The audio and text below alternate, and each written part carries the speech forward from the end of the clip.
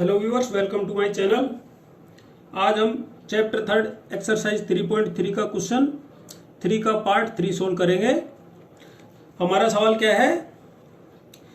यह है, नीचे दी गई समस्याओं से रेखीय समीकरण युग्म का निर्माण कीजिए तथा उनका हल प्रतिस्थापन विधि से ज्ञात कीजिए।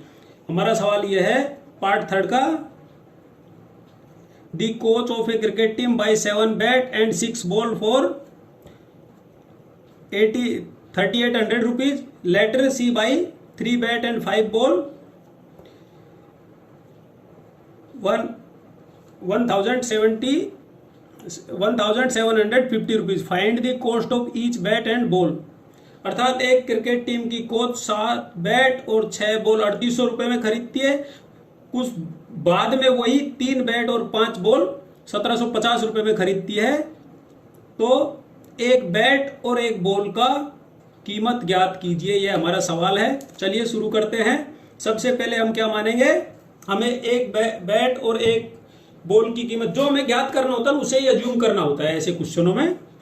तो हमें ज्ञात क्या करना है? एक बैट की कीमत, एक बॉल की कीमत। तो यहां पर लिखेंगे let assume cost of a bat is equal to X और cost of a ball is equal to Y. ये हमने मान लिया। अब स्टेप फर्स्ट में क्या करेंगे? क्वेश्चन को अच्छे से पढ़ने के बाद उसको बीजगणितीय रूप में लिखेंगे। तो अब हम यहां पर लिखेंगे अकॉर्डिंग टू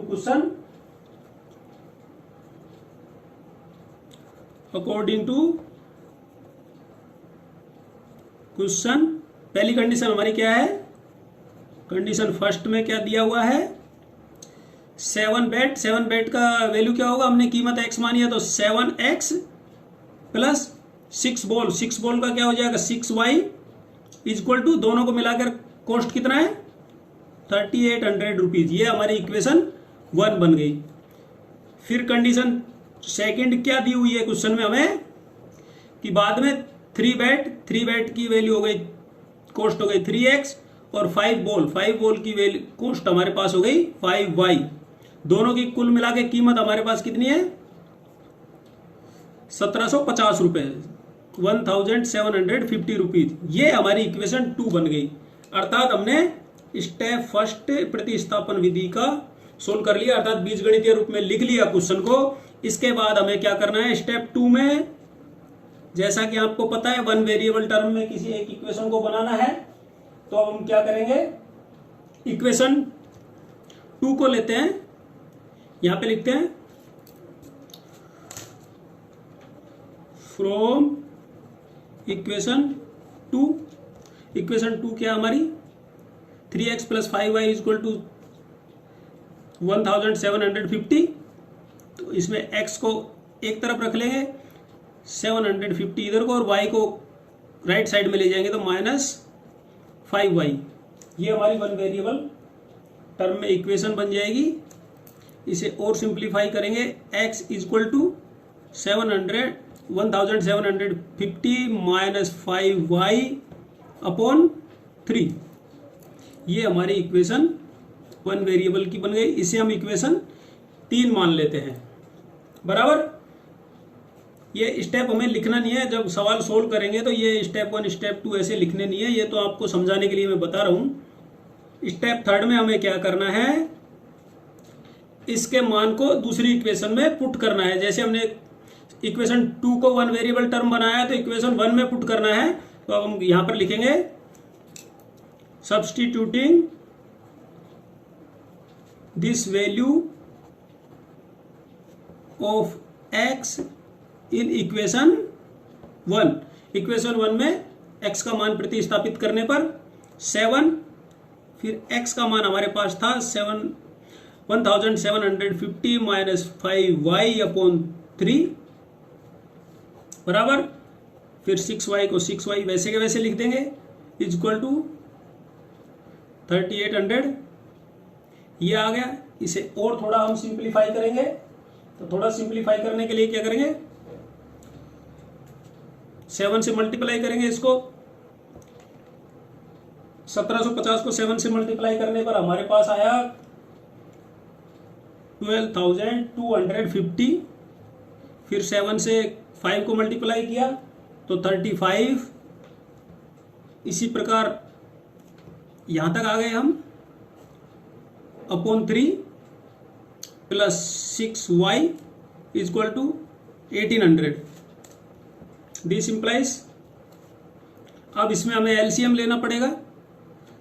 हम यहां पर 3 एलसीएम ले लेते हैं तो हमारी इक्वेशन क्या आएगी, 12,250 minus 3y plus 18y equal to 3800। ये आ गया हमारे पास। अब इक्वेशन आई 12,250 minus 3y plus 18y upon 3 equal to 3800। 3800 के डिनोमिनेटर में 1 लिख लेंगे हम, और अब इसे क्या क्रॉस मल्टीप्लिकेशन करेंगे।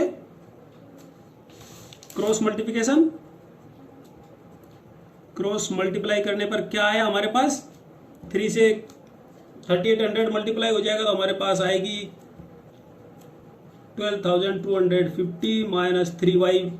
18y में से 3y घटाएंगे तो क्या आएगा हमारे पास, 3y नहीं सॉरी, ये 35y है। 7 से मल्टीप्लाई हुआ ना तो 35 है, सॉरी यहाँ पर हमने 3 लिख दिया, 35y। तो 35y में से 80y घटाएंगे तो हमारे पास आएगा कितना, 17y आ जाएगा। तो 17y इक्वल टू 38 को 3 से मल्टीप्लाई कर लेंगे। 3 से मल्टीप्लाई किया तो हमारे पास क्या आया, 3 इंटू 3800 इक्वल टू 11,400। देन अब इसको पक्षांतरण करेंगे बाई ट्रांसपरेशन, अर्थात पक्षांतरण विधि से। Minus 17y equal to 11,400 minus right side में ले जाएंगे 12,250 को, 12,250 then minus 17y equal to क्या आया, 11,400 को माइनस 12,250 में से माइनस करेंगे तो हमारे पास संख्या आएगी 850 आया हमारे पास माइनस में। देन y इक्वल टू क्या आएगा, 850 है माइनस 17, माइनस से माइनस कैंसिल हो जाएगा, 17 का भाग देंगे तो 17 5 जा 85, 0 का 0। Then y equal to 50, y का मान हमारे पास क्या आ गया, 50। ये स्टेप 3 में हमने y की वैल्यू प्राप्त कर लिया। अब हम y की वैल्यू को पुट कर देंगे स्टेप 4 में किसी भी एक इक्वेशन में। एक इक्वेशन मान लो हम यहां पर लिखते हैं, putting this value of y in equation 3 में यदि हम y की वैल्यू को पुट करते हैं तो देन x बराबर क्या आएगा हमारे पास, 1750 माइनस 5 अपॉन y की वैल्यू 50 है upon 3। This implies 1750 minus 250 upon 3। Then 250 घटा देंगे इसमें से 1750 में से तो हमारे बचेगा 1500 by 3। Then x equal to 3 5 जा 15, तो ये आ गया 500। इस प्रकार हमारे पास x की वैल्यू भी प्राप्त हो गई, x इक्वल टू 500। इस प्रकार हम कह सकते हैं x की वैल्यू हमने क्या माना था, कॉस्ट ऑफ ए बैट, तो बैट की वैल्यू 500 हो गई, और बॉल की वैल्यू y माना था, y तो बॉल की वैल्यू हो गई 50 रुपीज। अब हम यहां पर लिखेंगे, so the cost of a bat x equal to 500 and ball y equal to 50 rupees. यही हमारा आंसर चाहिए था। प्रतिस्थापन विधि से सोल्व कीजिए और एक बैट और एक बॉल का मूल्य ज्ञात कीजिए। ओके साथियों, आशा करता हूँ कि आपको समझ आ गया होगा। यदि समझ आ गया तो एक बार लाइक जरूर करें। Thank you.